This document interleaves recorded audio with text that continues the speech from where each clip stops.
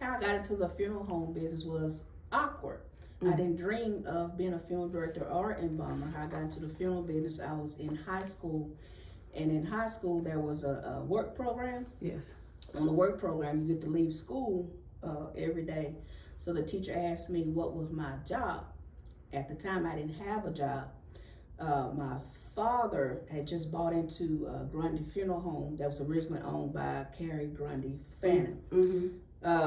So the teacher would ask, are you going to work today or whatever? Of course, I was not going to work because I didn't work at the funeral home.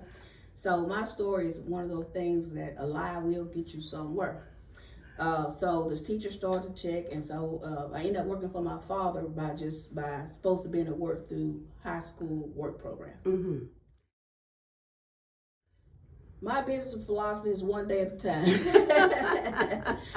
The reason I say that my business philosophy is one day at a time because being in the funeral business, you know that tomorrow's not promised. So therefore, you just take a day at a step, and I just go by what God blesses me with, and God blesses me to see tomorrow. Oh, that's lovely. I view you as being young. What advice would you give young women who plan to go into business? That's a good question. One thing I would advise anyone that's going into business is to not let anyone distract you of your purpose. A lot of times, and even me, I have a lot of distractions. A lot of people try to be you, so they'll try to knock you for doing what you're trying to do. Or sometimes you have, even women hate on different women. Of course, everybody knows that, but I try to show love to all people. So whatever you're doing, just know that put your best foot forward at all times. Grundy Funeral Home was one of the oldest black funeral homes in Greenville, Texas. However, it was not the first funeral home. It was another funeral home here, by my understanding, in the Flats before Cozine and Torrey Funeral Home, before my funeral home. It was called Andrews Funeral Home, I do believe. Grundy's Funeral Home was well-known in the area, one of the dominant funeral homes back then. It was owned by, started by Thomas Grundy, Mrs. Carrie Grundy's husband. Back then they also had a cemetery, which is still ongoing today, Grundy Cemetery on Highway 224, like going towards Commerce. Back then there was also the ambulance service. Okay. There was an ambulance service because back then blacks couldn't ride in the same ambulance as white cemeteries, so that was the way that they got to the hospital, was by the hearse. So you either died in the hearse or you made it to the hospital in the hearse back then. That's interesting, isn't it? So if someone was in a wreck, you're saying ambulance service couldn't pick them up, it was the black funeral home people. Is that what you're telling me? That's correct.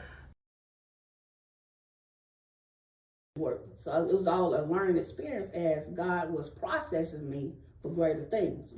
God was processing for me on greater things that I didn't see before. I didn't see the vision. I said, why am I in this dark cloud right now?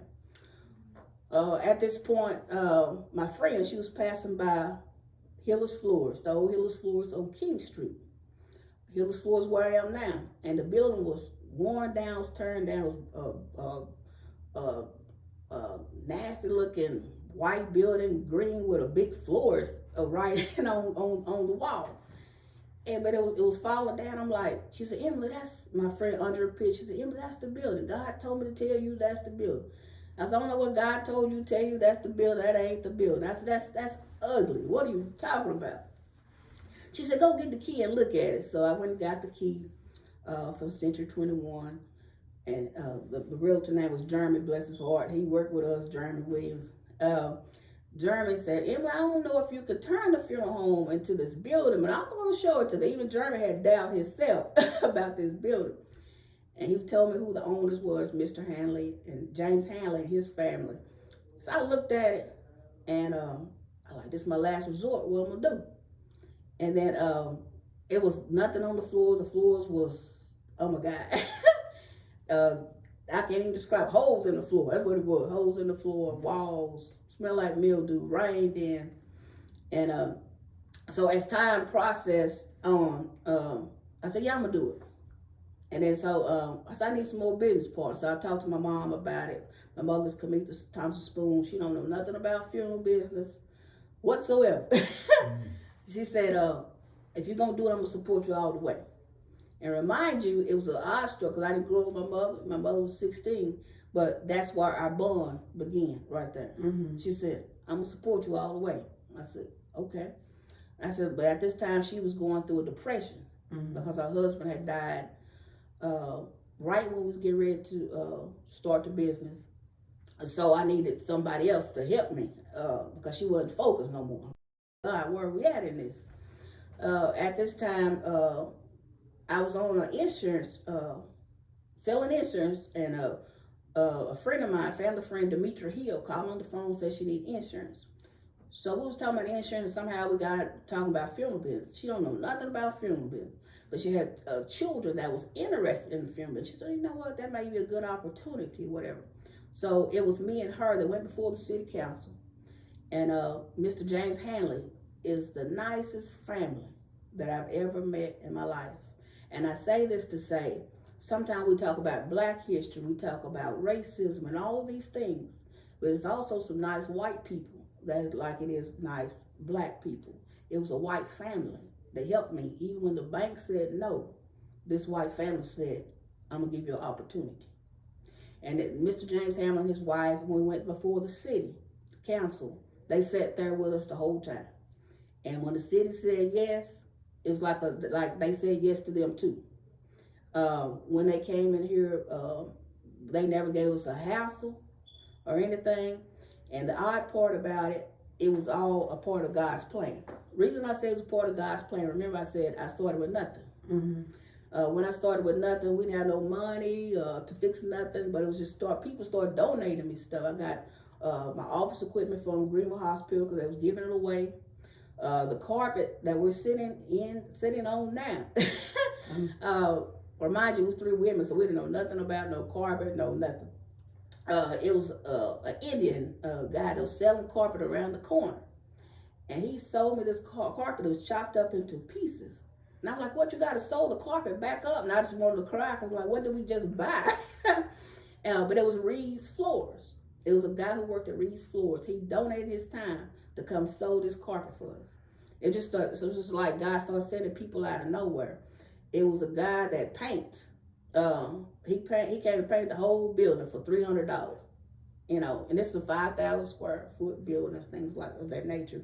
So it all came together. We had family that came in to help us paint. When I see my own family come here to help me paint, to get this together, you talk about tears that started to flow. I'm like, God, where are you taking me? But later on, we only built the building for 3 years. Mm-hmm. And within this 3 years, we paid off this whole building. Mm-hmm. So God has really blessed us. And I thank Mr. James Hanley because even in Black history, there's also white history and people as one history.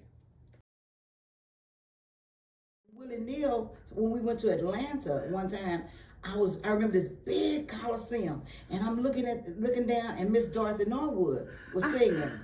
And Willie Neal walks up to me and said, we'll take you to the back, introduce you to Dorothy Norwood, because he said, and then we'll take you on the Malaco records. Wow. And so Roy Wooten, they called him Mr. Malaco. Oh my God, he was the sweetest man in the world. He passed away, but before that, he took me to Malaco. Like a dream. It was like a dream, to tell you the truth. I'm serious. Because he wanted me to sing for the owner of Malaco. And I said, I don't know, I'm kind of scared. Still had that little fear kind of thing. I said, I'm kind of scared or whatever like that. And so he said, just close your eyes and just sing a song that you know. And I think I sung I Won't Complain or something. And I just closed my eyes a second. And when I opened my eyes, the owner of Malaco was standing right there. And he said, Santa. True story. That's exactly how that happened. But the thing, so to hear her stories and Miss Shirley Caesar's stories and Miss Dorothy Norwood's story, who allowed me to travel with her for 5 years, all of these people's stories, it was just amazing. Now I have to hear one. Oh my God! Okay, let me think of the best one that I could say. How they had to go through the back, and then the people that was paying them, the promoters, if you go through the front, the promoters would go through the back with the money. So you did not get your money. You didn't get paid. Now you can look out in the audience and you can see it is packed and you should have some money, but you're looking for the promoters and the promoters are gone. So when you hear all of the stories about people like, oh, they've been mean. They said, I met that artist and she was so mean, and I met that artist and she carried this weapon, whatever. Whatever you hear, they didn't just do it just to do it. They had a reason to do it. I mean, in their mind, they had a reason, because you are traveling all of this way. You can't go into the hotels. You got to get on the bus and dress. And where everybody else is in the hotels, you can't go. And so that's how they traveled, in the cars. They got dressed in the cars. They got, so it's just all kind of stories like that. I used to say to Miss Norwood and all of them, are y'all gonna write a book? Because all of those stories are so interesting, and just to, oh my God, just to hear how you wasn't a singer, but then somebody heard you walking down the hall singing, and then they just picked you up and you became, I mean, it's amazing, the stories that you hear. So yeah.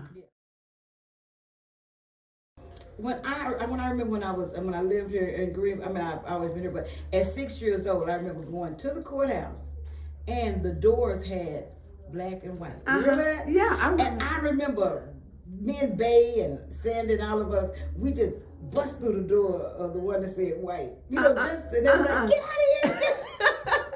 And I got an opportunity to work at Hunt County Attorney's Office with Toby Wilkinson, and they had saved those doors. Wow. They were in a warehouse across the street from the city park.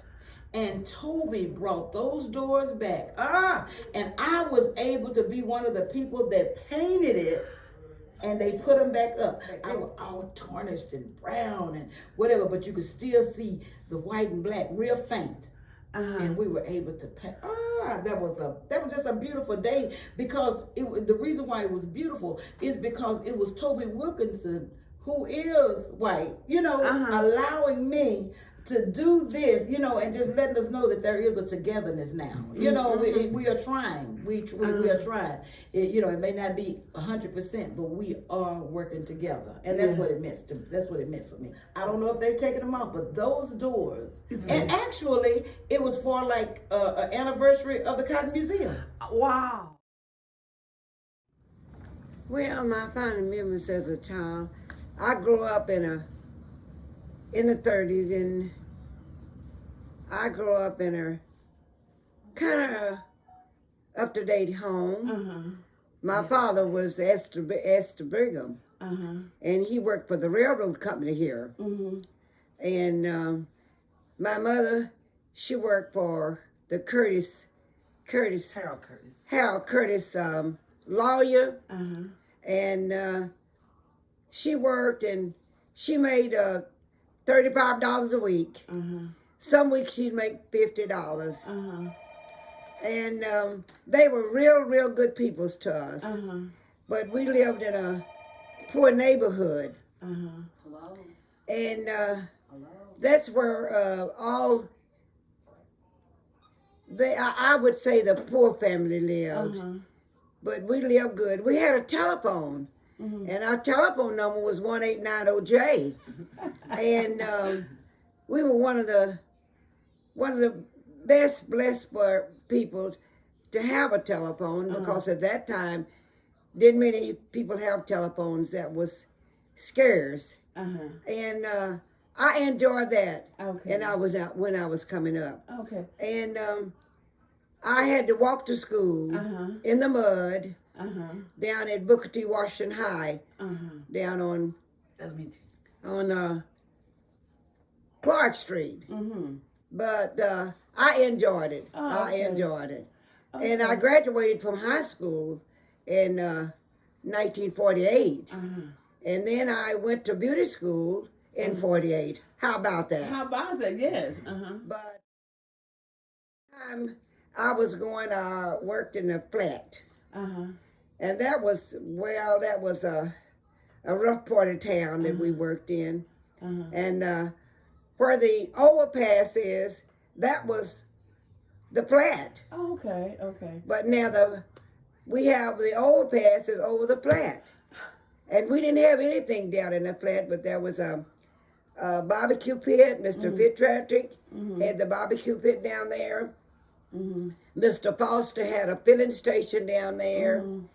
And my uncle had a cleaning shop down there. And there was a school down there. It was a veteran school down there. Okay. And that was kind of, and then I had a beauty shop down there.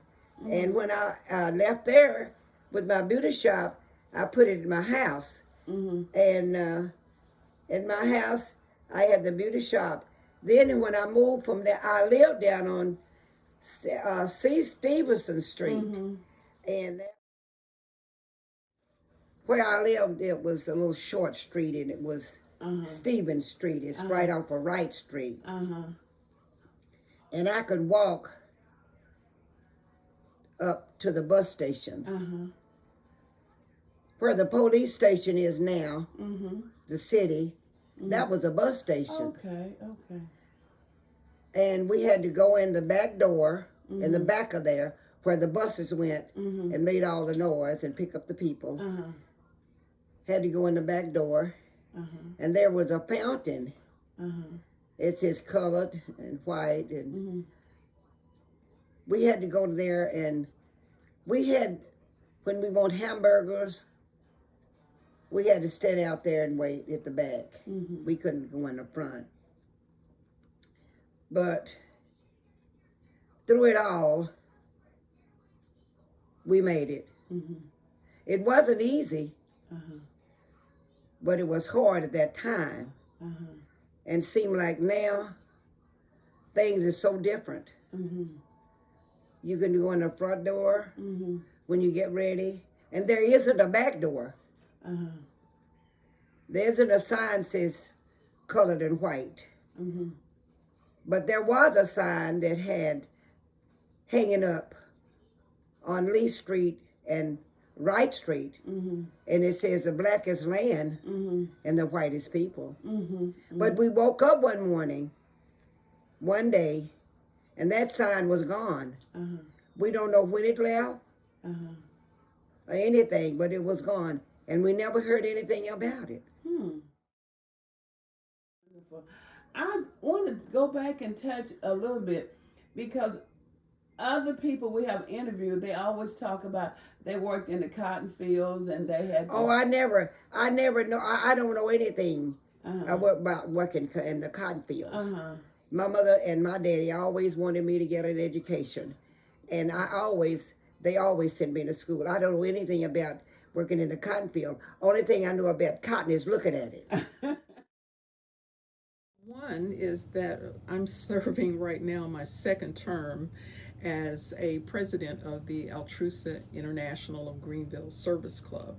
And that is an organization that is very, very dear to my heart because of the service.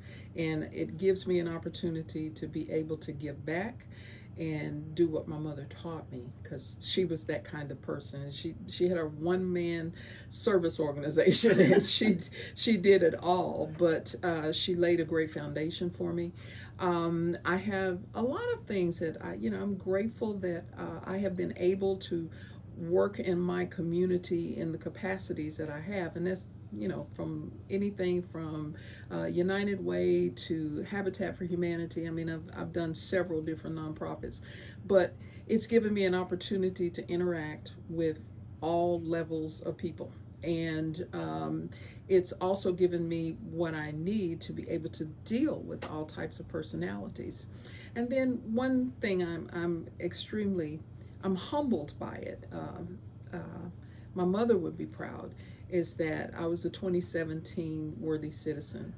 And, I just wish my mom and my husband could have lived to see, and my dad, but my mom especially and my husband could have lived to see that. But, because I want especially my mother to know that what you planted in me, that seed bloomed, and it's because of her, and that I had the seed. And then subsequently, when I accepted Christ, I knew that was what I was supposed to do. So, he just confirmed that Mamie brought you up right. So, oh my goodness. Let me tell you, my mother stood about 5'5", 5'4", but in my eyesight, she was 9 feet tall. And she was a woman of principle. She was a woman of faith. She was a strong disciplinarian, but she believed in giving her children, her grandchildren, all of those generations of children, she believed in giving them what they needed to get started. And she certainly did that with me. And one of the best things that she passed down to me was a love of people. And that's the way she was. I mean, she just all over the place. She was an excellent cook. So she cooked for everybody. Even when we all grew up and moved away, she'd still make these humongous dinners. But she was just that giant in my life, and her shadow is still cast over me, and I am so appreciative that God gave me that kind of mother. That is talk about that. It was very painful at first.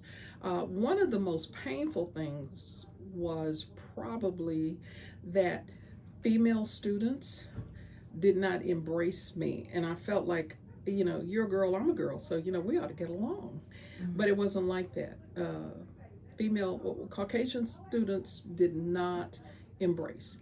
I got along with guys. One of my first friends was Rob Payton, and I loved him till the day he died, you know, and we were very, very close. And because his name was Payton and my maiden name was Payne, we always fell close together, you know, in assemblies and that kind of stuff. But that was part of it. And then of course there were several prejudice teachers that did not want us there. And I rebelled against them because I felt like, hey, I'm here because I have to be. And so, you know, you need to lump it just like I'm having to, is basically the way I felt. But what I would do, and it was so stupid, but, you know, I'm a reasonably intelligent person, and I have been all my life. And so I would purposely not study or purposely make a bad grade because I knew it ticked them off. And I thought, you know, I don't have to do this. As long as I could pass, I was cool. Until my mother decided you're gonna have to do better than this. You know, this is not the way to fight the fight. So I changed my mind, but still I knew there were several that did, and you could just feel it when you interacted with them. And I was accustomed because I had, well, first of all, let me say, I was in the first grade for about 6 weeks. And because the nursery school that I had gone to, which was Miss Jimmy White, that I will love forever, when you turned 5, she began teaching first grade work. So by the time I got in first grade, well, all my assignments, I breezed through them. You know, I was a straight A student back then, and I would breeze through the assignments, and then I'd want to talk. You know, I was 6 years old. I didn't know anything else to do with myself but talk. And so they realized that I knew the work, so they bumped me to the second grade after the 6 weeks in first grade. And so I was always a year behind the other folks, and so I had to catch up with them because they were older and more mature. But yeah, that first 6 grades, I went to an all-black school. I was at Booker T, and then I went to Carver High for a year, and that was back when Carver High housed 7 through 12. And so, you know, I felt good there. But then when I went to the junior high, it was just so different because it may have been 10 of us in that whole school. And it was probably a population of maybe 250, 300 kids. It was hard. And I will tell you this, one pleasant experience when I got to junior high was I've always been a big girl. And I mean, when I was in elementary school, I was taller than my principal. In the 6th grade, I was taller than my principal. There were only 3 people in our school that I was not taller than, and that was a woman by the name of Miss Burnley, and then there was Mr. Gilstrap, Melvin Gilstrap, and there was one boy in my class, Michael Hollinsworth. And they were the only 3 that towered over me, but I was taller than everybody else. So when I got to junior high, There was one girl there, and her name was Sherry Patterson, and already I was about 5'11". Then Sherry was 6 feet, and I latched on to her because she was taller than I was, and I thought, "Yay, there is somebody else," you know. But that was one of my most pleasant experiences, and she was very sweet. She was one of the few females that opened up. She was. I want to go back just a minute. I saw this glow in your eye when you talked about how the Black teachers loved you and cared and nurtured you. And then the transition came. Will you explore the love you received from the Black teachers and encouragement? I'll be happy to. As I mentioned, Miss Burnley was 6 feet in her stocking feet. And I remember one day being in the lunch line, and I always slumped because I was, you know, so much bigger than everybody else. And she came one day and put her arm around me and said, "Sweetie, God gave you that height. You need to be proud of it. Stand up straight." And I started standing up, and I've been standing up ever since, because that touch. And the other part about that is that my mother knew all of my teachers, and my dad knew them. My mother knew them. I grew up in Greenville, been in Greenville all my life. I am the oldest of 10 siblings, and we all lived in the same neighborhood. We lived in what we call it was the flats, down on Marsh Street, and we lived in a 2-story house, and we lived next door to the Church of Christ that's now located on Bodog Street, and there were numerous houses in that neighborhood. We all just grew up together. We all played together. We were back and forth across the street.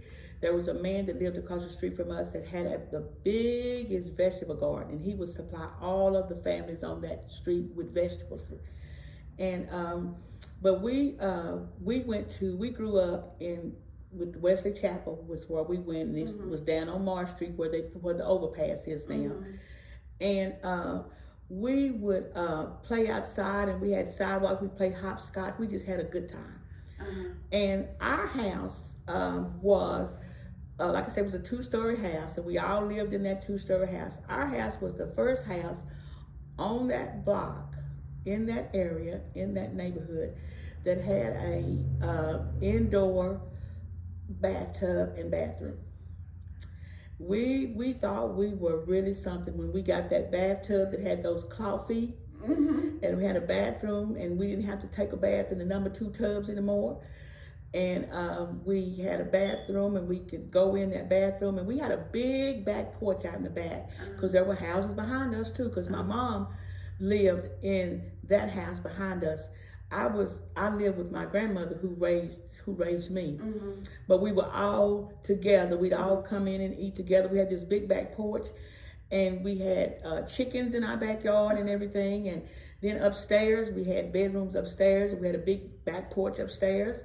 And we just had a good time with me and my sisters and my brothers, and then the other kids in the neighborhood. And then we would have what we call jack parties, where the other girls that would come in, and we would take time, we'd go from house to house playing jacks, and we called it our jack club. So we would do that, you know, and we played hopscotch, and we just did a lot of things. But then down in the down on Johnson Street, that wasn't where they would say colored folk, but it was where there were Black businesses. There was a laundromat down there. There was, on one corner, there was a grocery store that was run by this Caucasian man. Then on the other side, there was another grocery store. Then there were the beauticians. Miss Dorothy Taylor had a beautician down there. She was a beautician down there. The place was owned by a lady called that was named Miss Luella. And inside there was Miss Dorothy's beauty shop. And then Miss Luella had like a little cafe in there where people would come in and you know, buy sandwiches and different things like that. And it was just a joy to have. Then we had, To receive. when I went to college, there were some people over there that, you have people in the community that put you in touch with people. And that's what we need a hand up, Right. And I got that. I got a hand up. No, we were not we thought we were rich. We didn't know we were poor. We didn't know that because we had what all the other kids had, so we didn't feel like we were poor, No, we were picking in hot cotton, a bathroom and a bathtub. Nah, shoot. And I tell you something else we had, Betty, that we thought we were picking in hot cotton. We had a big console television, those old televisions, black and white. Our couch was red with yellow flowers. Never forget that. Well, my dad came home one day on a Friday, and he had gone downtown to Woolsworth. He had bought some stuff. There was a roll of stuff out like this. He brought it home, and our treat was on Friday nights was to get a chopped beef sandwich from Spare Rib. So he would bring us that home, and when he come home from work. But he'd gone on his lunch break, I guess, and got this roll of stuff. And he came and he took that roll of stuff and he unrolled it, and he taped that on the front of our television. Well, now, we were picking in hot cotton because we had color television. Everybody, blue, yellow, green, and red. Everybody's face was the same color, but we had color television. So we didn't want to go outdoors because we want to look at color television. And that was the kind of things that we had that they did for us. So we didn't know that we were poor. We thought the first thing they got to do is they got to learn to listen. You got to listen because young people think that they know it all. Young people think they're invincible, and they have to learn to listen. If you don't know, you ask. Don't assume anything. And in order to be all that you can be, you got to give it your best. Regardless of who you are. I tell them all the time, not only give 100%, you give 110% of who you are. I pride myself on that. My little grandson is 12 years old, and I tell him all the time, in order for you to be the best, you got to give your best. I said, you gotta always remember that. Give your best at all times. As Dr. King says, if you're going to be a street sweeper, you be the best street sweeper you can be. Be the best at whatever you do. And just learn to listen. Ask questions. Sit up under somebody that you can learn from. Because you don't know it all. I tell them all the time, I try to tell you to keep you from making mistakes that I made. That's the same thing I was taught. Teaching me things so that I won't make those same mistakes. Always, like you said, I always tell them, walk with your head up. There's nothing down there, but you can walk with your head up, and you can look to the hills which come with your help, because your help comes from God. Yes. And I tell them that all the time, give it your best. If first you don't succeed, try and try and try again. Don't give up. I don't ever give up. I might have to have help, but I don't give up. But this is what I would say to any young person. Don't give up. Just keep on pushing. Striving to be the best that you can be.